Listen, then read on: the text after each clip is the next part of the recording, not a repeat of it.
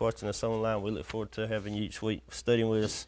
Last week we had our break away from our study in Exodus to go through the Christmas story, and needed to do that for sure. Glad we did. Hope everybody had a great Christmas, and we're able to celebrate Christ's birth. So this week we jump back into our study in the book of Exodus, and we're going to be in chapter 13 and 14. We left off with the Israelite nation about to leave Egypt. They have gone through the 10th plague, and the Passover, we sort of went through that as it was given as a commandment, I guess you could say. As God said, you do this every year. You celebrate the Passover so that you will not forget what has happened here in Egypt as we rescue your people. And so God made it so that if they would sacrifice an animal and take the blood and put it over the door of their home, the firstborn in that home would be saved, and then that home would be passed over, and then they would be able to be freed. And of course, that was enough for Pharaoh. He said, I've had all I want, so you guys get out of here. And so that's kind of where we left off last week. So we pick it up back in chapter 13, and today we're going to look at the Exodus itself. Now I need about 2 hours to do what I'm going to try to do here, but I am fascinated with this story because I love history anyway, and I love watching. If you ever just go on YouTube and watch the research that's been done about this whole story, did it actually happen? You got all these people that want to dispute, did it happen? Did they really cross the Red Sea? All these kinds of things, and where did it happen? And you can watch all kinds of opinions and thoughts, but I tend to go with the research that's found, put my pieces together, and come up with what I believe is true. As long as it lines up with Scripture, I'm good. And so that's kind of what I've done this week. So we are going to study the Exodus, but looking at the same time, keeping in mind the whole time as we go through this, how God's power is being revealed in what we see here. Pharaoh has already seen 10 plagues, so he should have got the point. But this Exodus that's about to take place is going to be one more blow to him, as if he hadn't gotten it yet. He's going to get it good now. So they're going to leave Egypt, and that's where we're going to start up in chapter 13, and we're going to start right there about verse 19. So it says, Moses took the bones of Joseph with him, because Joseph had made the Israelites swear a solemn oath, saying, God will certainly come to your aid, then you must take my bones with you from this place. So we got 2.5 million people that are leaving. You remember, they went to Egypt back when Joseph was serving in Pharaoh's court with about 70. And over less than 500 years, they've grown from 70 to 2.5 million. They were prosperous in the form of being fruitful and multiplying. And so they've got over 2 million people that's got to travel, and they're going to be led out. And verse 20 says, they set out from Succoth and camped at Ethan on the edge of the wilderness. Then the Lord went ahead of them in a pillar of cloud to lead them on their way during the day, and in a pillar of fire to give them light at night, so that they could travel day or night. The pillar of cloud by day and the pillar of fire by night never left its place in front of the people. So get a picture in your mind here. You got 2.5 million people going out of Egypt. Okay, and I hope you got your Bible, and there's a map in the back. If you want to find it, you're going to reference this in a few minutes. Find a map in there that shows Egypt, and it's going to have the Red Sea in it. You're going to have Israel to the right, but that's the one you want to try to find. We'll look at it in a few minutes, but get in your mind, there's 2.5 million people going out of Egypt. They've got a pillar of cloud in the day and a pillar of fire in the night. This pillar of fire and cloud would stay with these people all the way until the days of Ezekiel. They would not leave them. It's going to be the guide that they would have. And there we're told that pillar of fire was in front of them. It was a guide.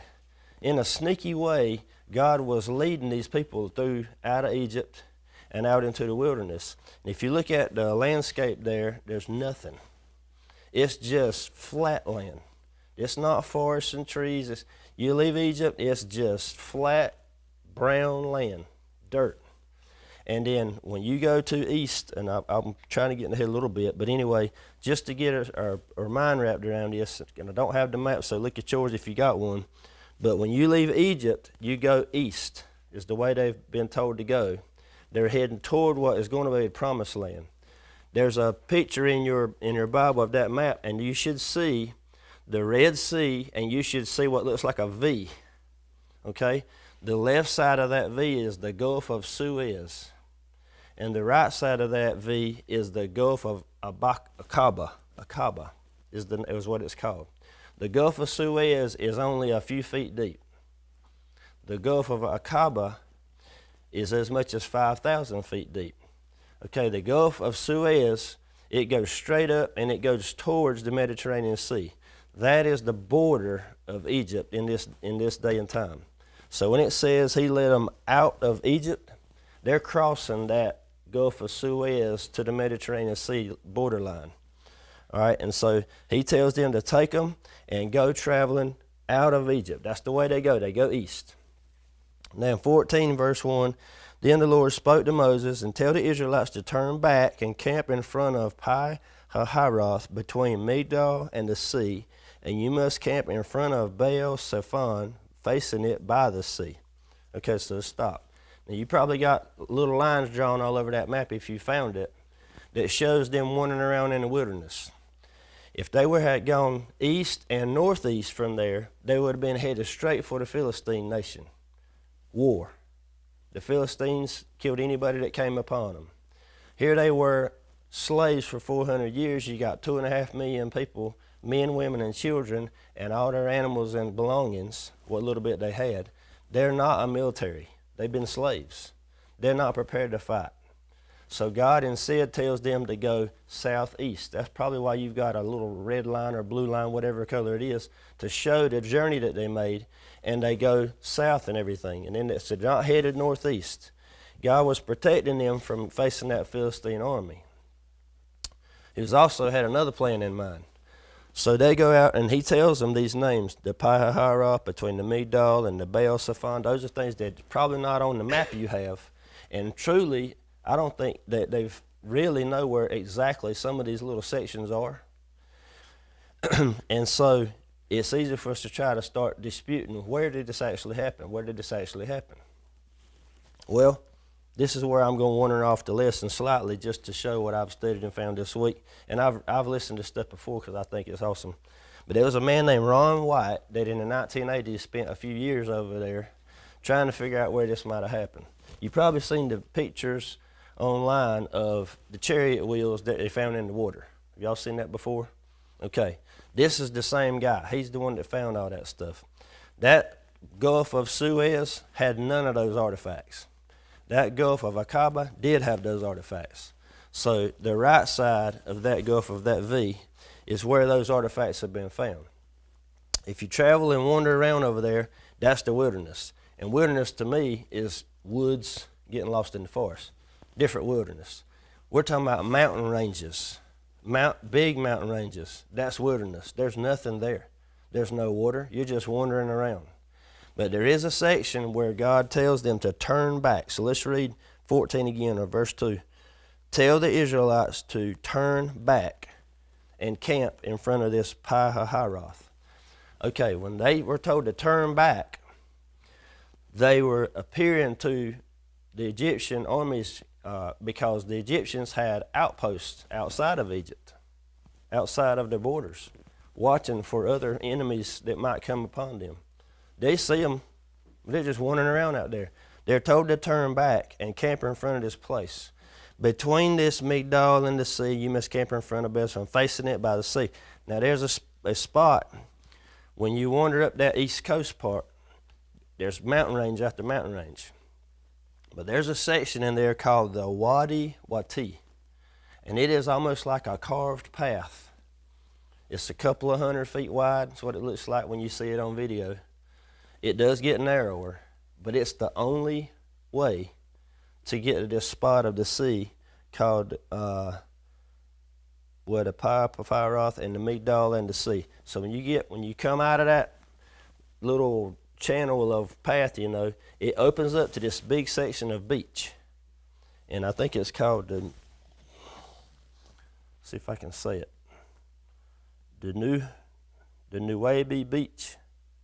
Anyway, if you see it online on a video, you can see what I'm talking about. That beach is big enough to hold about 3 million people. So when they travel down this path, they come out this big place. Here they are. So let's read a little more.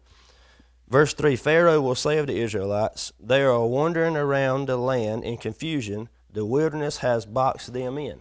So now I hope you're starting to get the picture in your mind. You got a mountain range on this side. You got a mountain range on this side. You got this little path, this Wadi Wati that leads towards the sea. You got water, mountains, and then where you just came from. And that's where that line, they are wandering around in the land in confusion. The wilderness has boxed them in, because they're contained now on 3 sides. Verse 4, I will harden Pharaoh's heart so that he will pursue them. Then I will receive glory by means of Pharaoh and all his army, and the Egyptians will know that I am the Lord. So the Israelites did this. So they followed the guidance that God and Moses have given them. We're going this way. And Moses leads them down this section, and they wind up at this beach, at this sea. Okay? Here they are.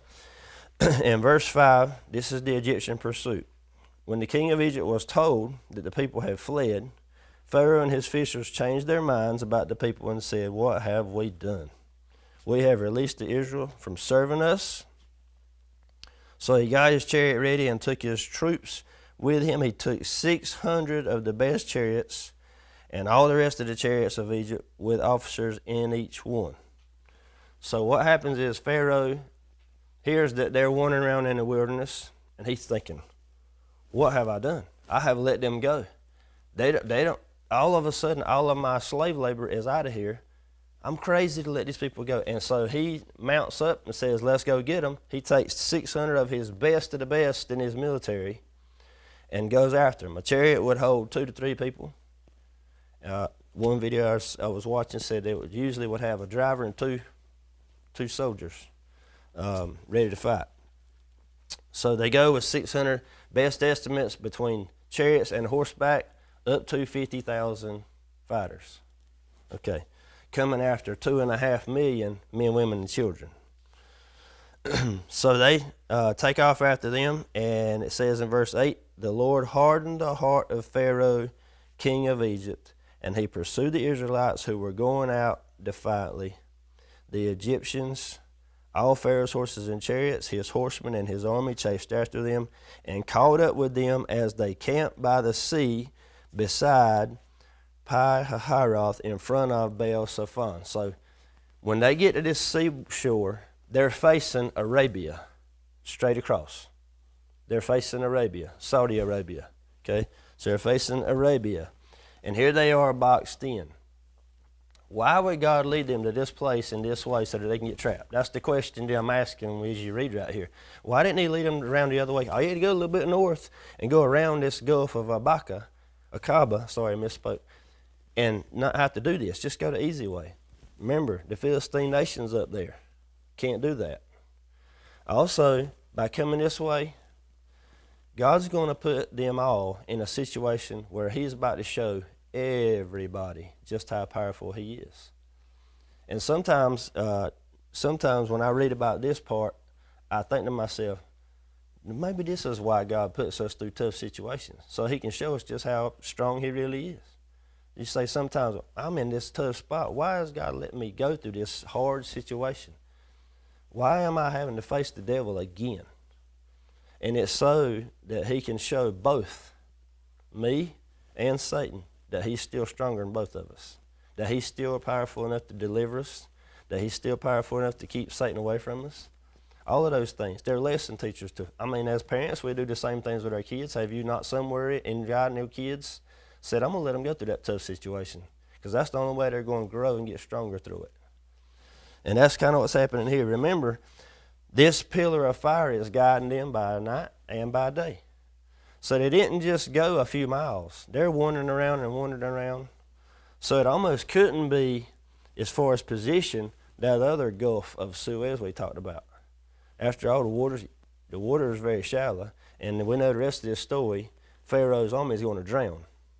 If that place is only 3 foot of water, How they going to drown in 3 foot of water? That makes no sense. So this other place makes more sense. It lines up with Scripture. It lines up with our maps. It lines up with the history of the time. And most of all, it lines up with the artifacts and everything that's been found since then. All right, so let's get to the actual place where they're going to cross. Because in verse 10 it says, as Pharaoh approached, the Israelites looked up, and there were Egyptians coming after them from behind. The Israelites were terrified and cried out to the Lord for help. Not just a few verses before, they were defiant. They were bold. They were marching out of Egypt. We got you. We beat you. We're out of here. We're free now. And now that they're on their tail and they're boxed in, water, mountain, and this them coming after them, they got nothing to fight with. Now all of a sudden they cry out to Moses and said, is it because there are no graves in Egypt that you have taken us away to die in the wilderness? What have you done to us by bringing us out of Egypt? Isn't this what we told you in Egypt? Leave us alone so that we may serve the Egyptians. It would have been better for us to serve the Egyptians than to die out here in the wilderness. In other words, we're about to die. We can't get out. We can't go out the way we just came because they're there. We got nothing to fight with. We can't climb that mountain or that mountain. The only choice is go in the water. We're dead meat. And so they complained to Moses. But Moses had faith in God that this was going to be delivered somehow because he's already seen what God can do. So let's read verse 13. But Moses said to the people, don't be afraid. Stand firm and see the Lord's salvation that he will accomplish for you today. For the Egyptians you see today, you will never see again. The Lord will fight for you, and you must be quiet. That's all you got to do. Just be quiet. The Lord's going to fight for you. And boy, and there a message for us there is when we think we're boxed in, we cry out to the Lord, why you let me put me through this again? I'm in trouble. Satan's after me. I got nowhere to go. And God just tells us when we read Scripture and pray, just calm down. I got it. Just lean on me. Wait for me. I'm going to show you something.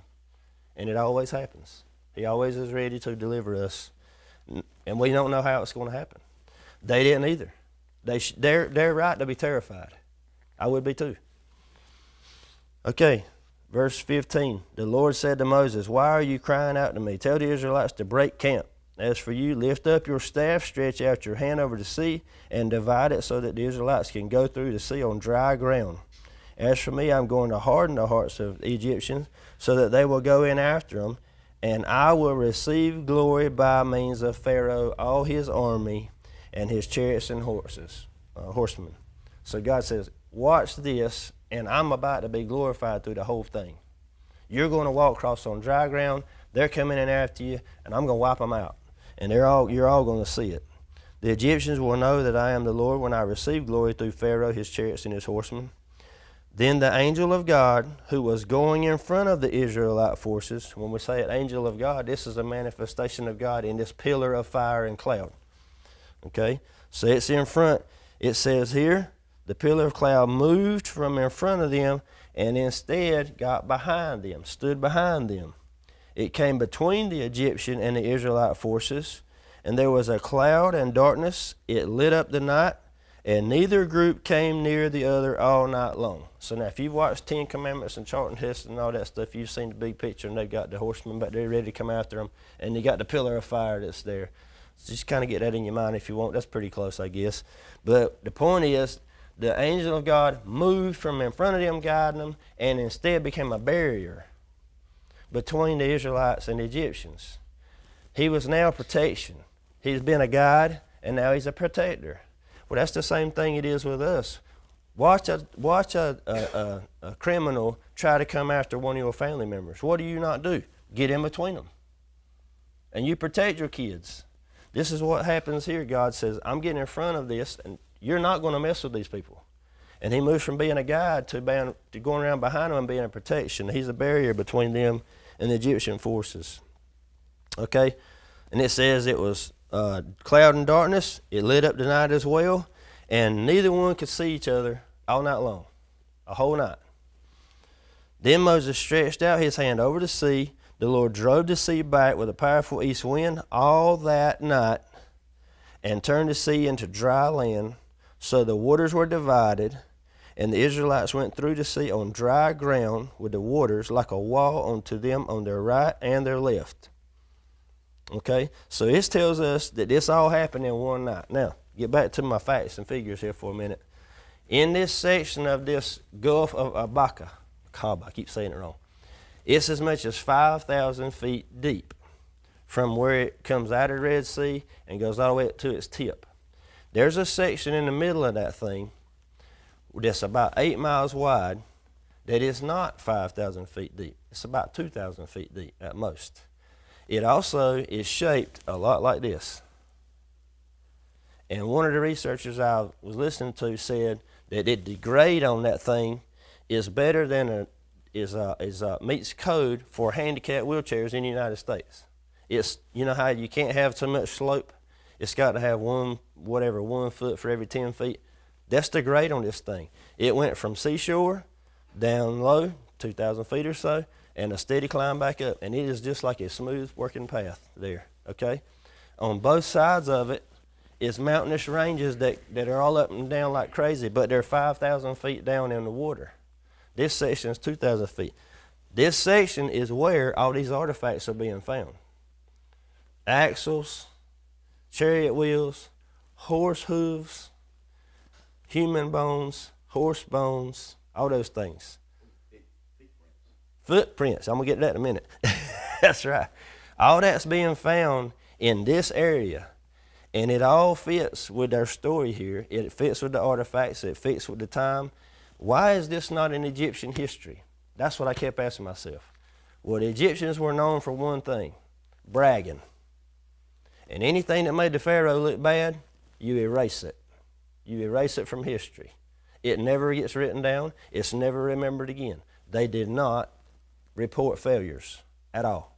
Somebody that did, he was killed. You did not report failures. So this was wiped out of Egyptian history. You can't find a spot where Egyptian failures are recorded by Egyptians. It doesn't exist.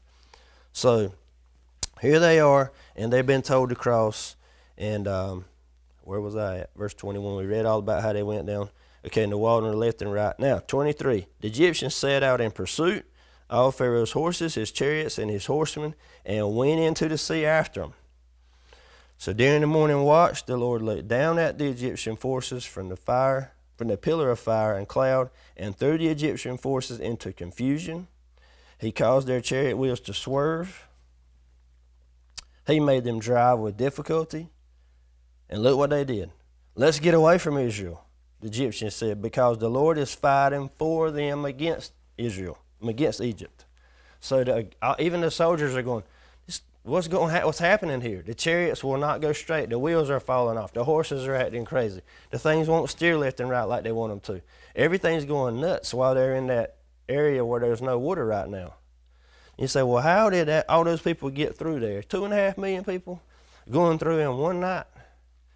Okay, the math's been done on that. If it's 8 miles wide, a swath 8 miles wide, from riverbed, from shore to shore, from the Gulf of Abaka, the Egyptian side to the Arabian side, it's about 11 miles long. If you do the math, you can fit 3 million people through there in 10 hours. There's your answer. So it would fit, they would go through there. And so they all get through there, and here it says, in morning watch, the Lord looked down at the Egyptian forces from the pillar of fire and the cloud and threw them in confusion. So all this stuff happens, and they just start losing it. And they actually start to flee.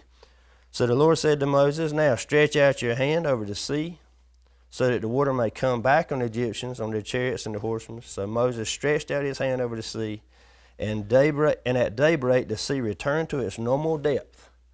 Normal depth. If you go into Isaiah, and I think it's chapter 51, he talks about the depths of the sea. You rescue the Israelites from the depths of the sea. Well, you can't have depths of the sea if it's 3 foot deep. You can't even have depths I call depths of the sea, anything over about 100 feet is deep. Deep, deep, deep to me.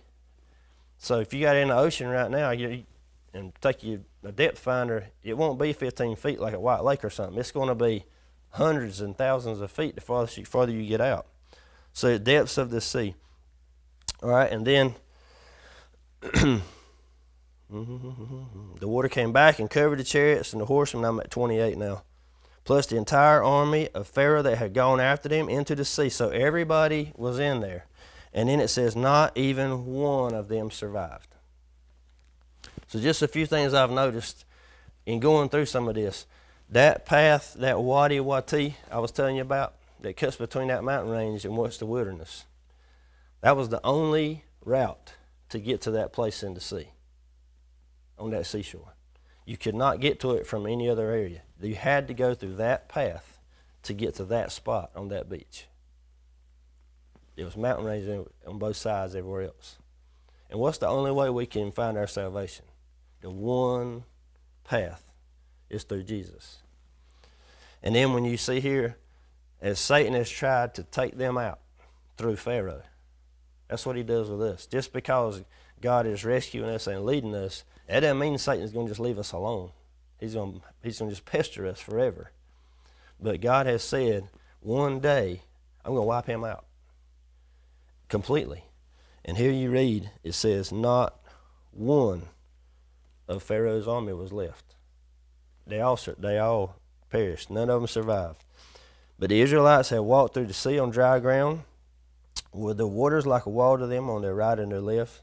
And that day the Lord saved Israel from the power of the Egyptians, and Israel saw the Egyptians dead on the seashore. And when Israel saw the great power that the Lord used against the Egyptians, the people feared the Lord. It's not like they were scared to death. It's a healthy reverence. It's what we have for God. We have a healthy reverence. It's a healthy fear of God, knowing that he's the Almighty who created everything and can do whatever he wants whenever he wants. All right, and it says, and they believed in him and in his servant Moses. And look at what they have been through. They have survived all those plagues. They've survived the Passover. Now they've marched out of Egypt. They're going in the wilderness. And now the Egyptians have chased them. They've made it through the Red Sea on the walls of water on both sides that could have been as much as 2,000 feet high. Who knows? And then they survived and they watched the whole Egyptian army perish. And what can they do except believe? I would. It's sad that not long after this they're going to start complaining again. This memory is so short of what God has done for them. Now, kind of back to what Mr. Ed mentioned a minute ago. This spot on this beach that we've been talking about, it's got an area, and I can't remember how many feet wide they said it was, but right at that place, there's an area of the sand that has been, looks like it's been welded. And there are traces there, and it is hard like concrete. So you step on sand, your feet sink a little bit, even if it's hard. You still leave a little bit of a footprint. I watched the video of the guy standing there just stomping on this sand. It has been heated so hot that it melted, and when it cooled, all the sand and the rocks, they're all just one giant rock glob, and there are footprints in that embedded sand that is now hardened. Sand will not melt until it gets 3,050 degrees. That's when it melts. Y'all seen Sweet Home Alabama, I guess, when the guy goes and stands and the lightning bolts hit the rods and it goes into the sand and it turns into glass like figures. Well, that's what I believe happened here. Do you remember the pillar of fire that we just talked about a few minutes ago? If that pillar of fire is raining down on that sand all night long, you can see how this would show up. Both sides of this area is regular sand. But right there, you can see the video of it, and the people look, and it looks like a puddle. It's glass. It looks like a wet puddle. You've been on the beach before where you had these little puddle areas. This area does not look like, it looks like a puddle, but it's not. It is actually a section of glass that is in that sand. And it's all being heated up. Now, all of that is my take on it. I wasn't there. You can dispute it, and people can bring up all kind of other theories, but when I add all those things together, it fits me fine, and I believe it. It's hard to fight when with an argument when accidental evidence comes upon you that lines up with Scripture. And that's what I believe has happened here. I believe there's so many things that have been found, they put together, that place this at this place at this time, that fits everything. Another thing I'm noticing was, or that they were telling about was, in this time period, there was only one army military in the known world that used 4-spoke and 8-spoke wheels, and that was the Egyptian army. And that's what they're finding in the bottom of this area of the Red Sea.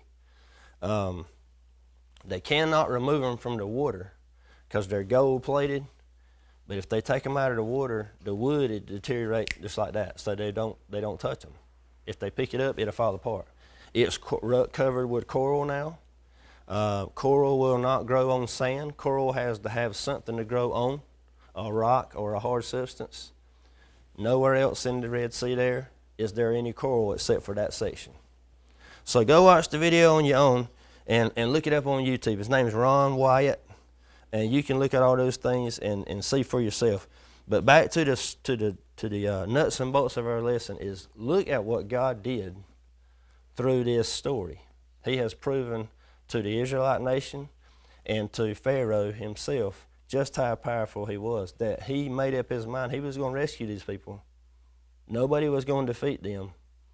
And he put that pillar of fire and cloud in front as guide, and then as protection when they needed it.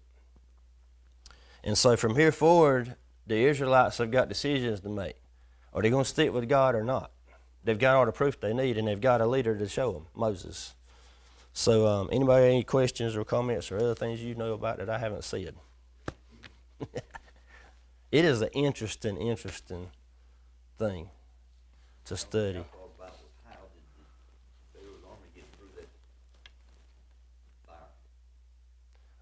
I believe the fire was moved again because it said that they were where they couldn't see one another.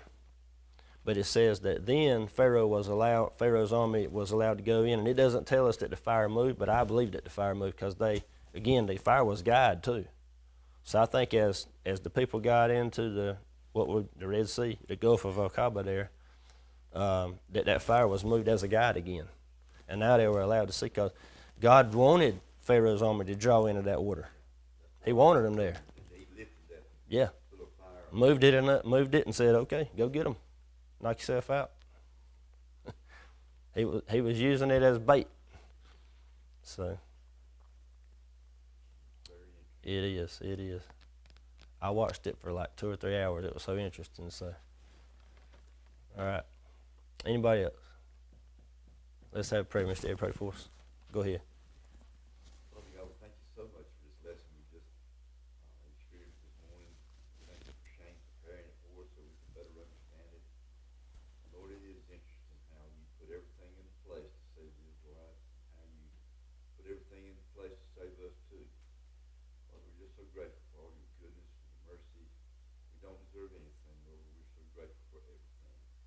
Lord, we thank you once again for being able to come to this place and worship you and learn more about you. And we just thank you for showing us how to get here, Lord. We just thank you so much for being here with us. Lord, I ask you to be with the pastor this morning as he gives us the word that we need to hear.